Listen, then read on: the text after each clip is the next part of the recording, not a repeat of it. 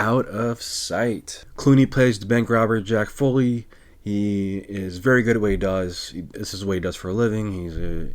The opening scene, he storms out of a building and immediately he goes and robs the bank across the street. And the way he does it is he observes. He observes around the bank safe room area, looks at somebody with a briefcase, goes up to the teller and be like, hey, that guy over there with the briefcase, he's with me. And if you don't give me all the money behind the counter there, he's going to pull out the gun and shoot you in the head. So what are you going to do? Kind of thing. So he's very smooth about it.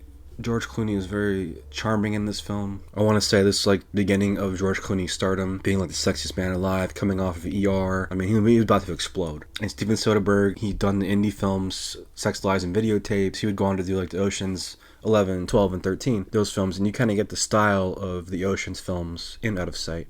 The way that it's shot, the way that it's edited, the way it's put together, and with the cool ensemble and the quick dialogue, you get that kind of flavor. Who better than to counter George Clooney than Jennifer Lopez, who also at the height of her career. I don't think this is necessarily a big box office smash, and it's certainly one that I don't hear a lot about anymore. The material's there. This is an Oscar-nominated script.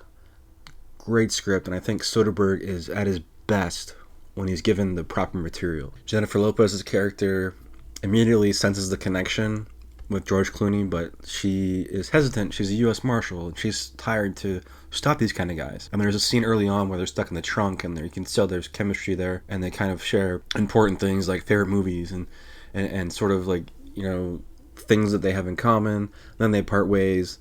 Later in the film, there's Clooney is robbing another bank, and who's in the lobby? Jennifer Lopez, and they share this glance at each other as Clooney goes up the elevator.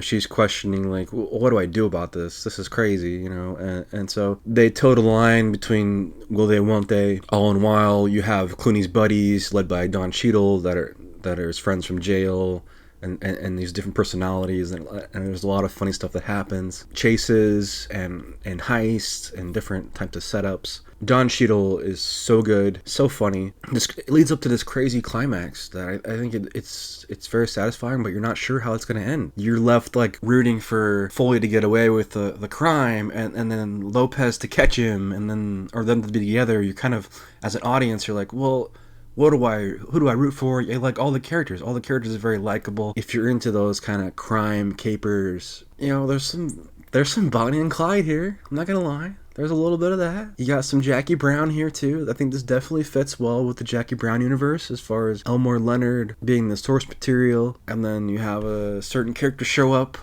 played by Michael Keaton. I don't want to spoil too much, but Michael Keaton shows up, plays the same character from Jackie Brown. So you have that connection. So this is definitely in that world. You nice little crime, drama, comedy, romance, all in one for 2 hours.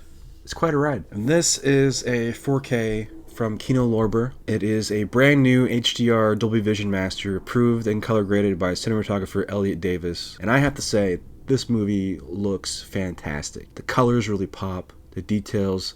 There's a scene at the hotel with candles, and outside the hotel you see snow falling. You can really see the details of everything happening in the frame. The hotel, the bank lobbies, the vibe of Miami and Florida, it's all there. It's all good, man. Colors are just well balanced. This is the best that's probably ever looked. I don't know. I haven't seen this movie before until now, but I would imagine this is the best we're going to get. As far as the sound quality, the sound was really good. I mean, it's not an Atmos track, but it's a really damn good mix. You could really hear gunshots. You hear all the crazy action, and it really pops. I didn't have to have the volume up too high or anything. It was just right. Let's get into special features. There's audio commentary by director Steven Soderbergh and screenwriter Scott Frank. Inside Out of Sight, an original documentary of the making of the film, so that's nice. Deleted scenes and 2 theatrical trailers. Feel for a fun crime film with a little bit of a strong chemistry from the cast and Soderbergh's direction. I think it's his best movie. Check out Out of Sight. Let me know what you guys think below in the comments. For more Return of the Disc, visit returnofthedisc.com. Check out the audio version of today's show, available on all major podcast platforms. And be sure to subscribe to the YouTube channel.